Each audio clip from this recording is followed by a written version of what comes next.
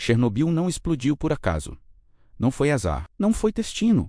Foi uma série de decisões. Eles sabiam que o que estavam fazendo era perigoso. Mesmo assim, continuaram. E um pequeno spoiler para você.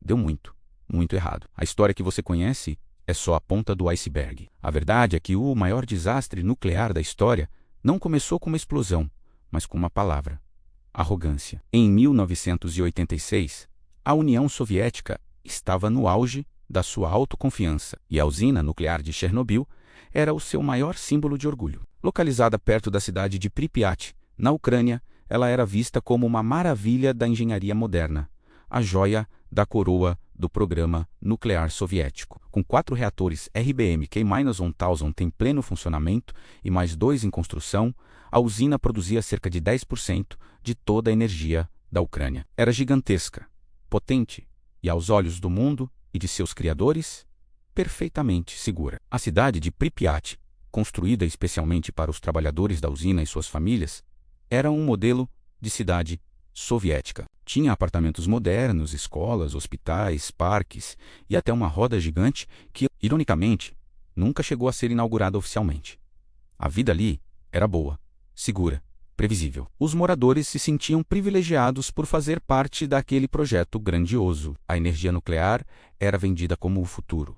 Uma fonte limpa, barata e, acima de tudo, infalível. A propaganda soviética reforçava essa imagem todos os dias. Chernobyl não era apenas uma usina, era a prova de que o sistema socialista podia superar o capitalismo em ciência e tecnologia. Qualquer um que ousasse questionar a segurança desses reatores era visto como pessimista ou até mesmo um traidor. Havia uma crença quase religiosa na infalibilidade da tecnologia soviética. Quando tudo parece seguro demais, quando a confiança vira arrogância, é exatamente aí que o perigo se esconde. Porque a maior falha de Chernobyl não estava nos seus circuitos ou no seu núcleo, mas na mente das pessoas que a controlavam. Elas acreditavam ser imbatíveis. E essa crença estava prestes a ser testada da forma mais brutal possível. Na noite de 25 de abril de 1986, uma equipe de engenheiros no reator número 4 se preparava para um teste. Em teoria, era um procedimento de segurança bastante simples. A ideia era verificar se, em caso de uma queda de energia total na usina,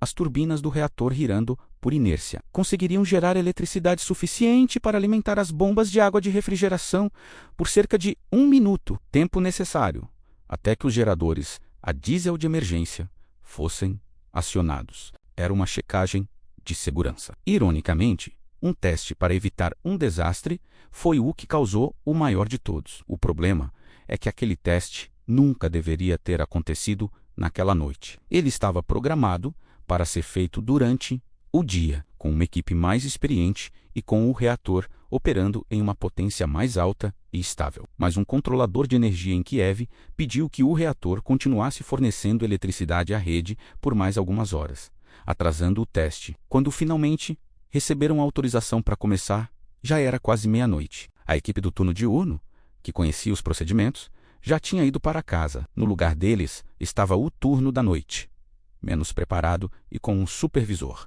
Anatoly Ditlov, que era conhecido por ser impaciente e autoritário. As condições não eram as ideais, mas cancelar o teste significaria admitir uma falha no planejamento, algo impensável na cultura soviética. A pressão para cumprir o cronograma era imensa. Ninguém quis ser a pessoa a dizer não. O procedimento para o teste exigia que a potência do reator fosse reduzida lentamente, mas, por um erro do operador, a potência caiu rápido demais, quase desligando o reator por completo. Isso o deixou em um estado extremamente instável, um fenômeno conhecido como envenenamento por xenônio. Para reverter a situação e conseguir realizar o teste, os operadores começaram a tomar uma série de decisões desesperadas e perigosas. Contra todas as regras de segurança, eles começaram a retirar as hastes de controle de boro do núcleo do reator. Essas hastes funcionam como o freio de um carro, absorvendo nêutrons e controlando a reação nuclear. Retirá-las é como pisar fundo no acelerador. Um a um, os sistemas de segurança automáticos foram sendo desligados para que eles pudessem forçar o reator a aumentar a potência. Alarmes começaram a soar no painel de controle. Computadores imprimiam avisos de que os parâmetros de segurança estavam sendo violados. Os operadores mais jovens, como Leonid Toptunov, hesitaram. Eles sabiam que estavam cruzando uma linha perigosa. Eles expressaram suas preocupações a Dyatlov, o supervisor, mas ele estava irredutível. A ordem era clara: continuar o teste a qualquer custo. Ele gritou, pressionou e ameaçou. Em uma estrutura hierárquica rígida como aquela, desobedecer a um superior era impensável.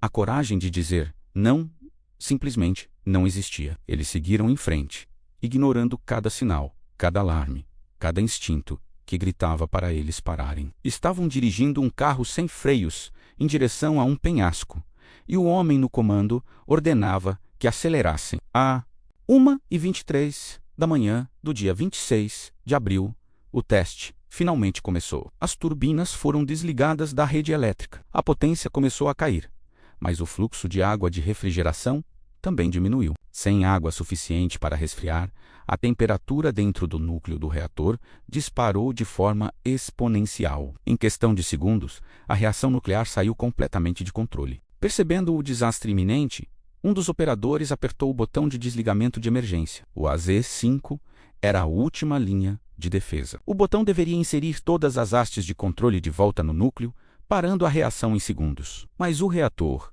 RBMK tinha uma falha de projeto fatal que ninguém havia levado a sério. As pontas das hastes de controle eram feitas de grafite, que, em vez de frear, acelera a reação nuclear. Ao apertar o botão de emergência, eles, sem querer, deram o empurrão final. A potência do reator saltou para mais de 100 vezes o seu limite operacional.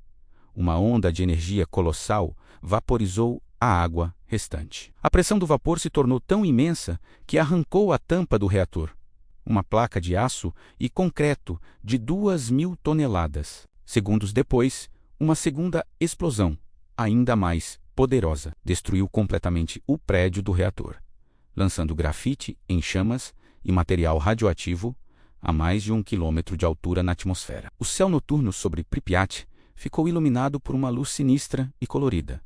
Chernobyl tinha acabado. Mas o pior, o pesadelo invisível, ainda estava apenas começando. Nos primeiros momentos após a explosão, o caos e a confusão reinaram. Ninguém na sala de controle conseguia acreditar no que tinha acontecido. O reator, que eles acreditavam ser indestrutível, simplesmente não existia mais. O supervisor Dyatlov, em estado de choque e negação, insistia que o núcleo estava intacto e que aquilo era apenas um incêndio no tanque de água. Os bombeiros foram chamados para apagar o que eles pensavam ser um incêndio comum no telhado da usina. Eles chegaram sem nenhum equipamento de proteção contra a radiação, vestidos apenas com seus uniformes normais. Subiram no telhado destruído e começaram a lutar contra chamas que queimavam a temperaturas altíssimas, pisando em pedaços de grafite do núcleo do reator, cada um emitindo uma dose letal de radiação por hora. Eles eram heróis marchando para a morte,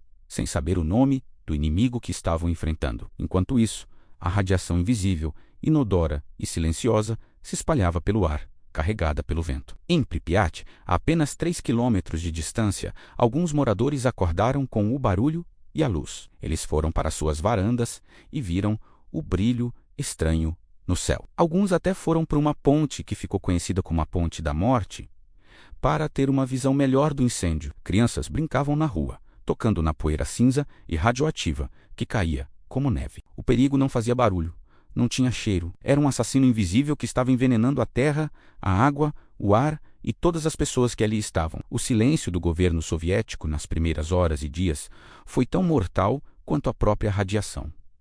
A negação inicial deu lugar a uma realidade aterrorizante. Os níveis de radiação eram tão altos que os dosímetros, os aparelhos que medem a radiação, simplesmente saíam da escala. A cidade de Pripyat só foi evacuada 36 horas depois da explosão. Os moradores foram informados de que era uma medida temporária de 3 dias e que deveriam levar apenas o essencial. Eles deixaram para trás suas casas, suas fotos, seus animais de estimação, suas vidas inteiras, sem saber que nunca mais voltariam. A zona de exclusão de Chernobyl, um raio de 30 quilômetros ao redor da usina, foi criada transformando cidades e vilarejos em lugares fantasmas. Mais de 350 mil pessoas foram deslocadas. As consequências para a saúde foram devastadoras. Milhares de trabalhadores, conhecidos como liquidadores, foram enviados para conter o desastre, muitos deles sofrendo mortes agonizantes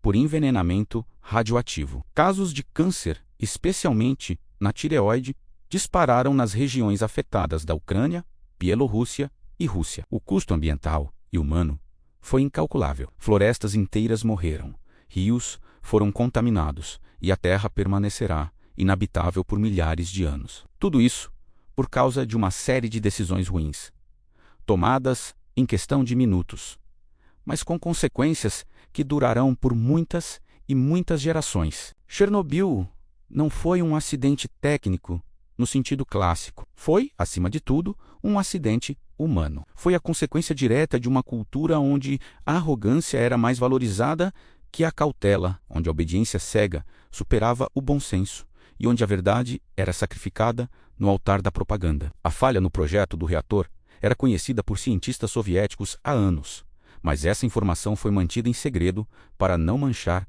a imagem da indústria nuclear do país. A história de Chernobyl nos ensina uma lição brutal. A tecnologia, por mais avançada que seja, é sempre operada por seres humanos falíveis. E quando o orgulho, a pressa e a recusa em ouvir os avisos se encontram, o resultado pode ser catastrófico. O maior erro não foi de engenharia, foi humano. Se você gostou dessa análise sobre como as decisões humanas levaram ao desastre, se inscreve aqui no canal e ativa o sininho, porque a história está sempre nos dando avisos. O grande problema é quando escolhemos não escutar. Obrigado por assistir e até a próxima.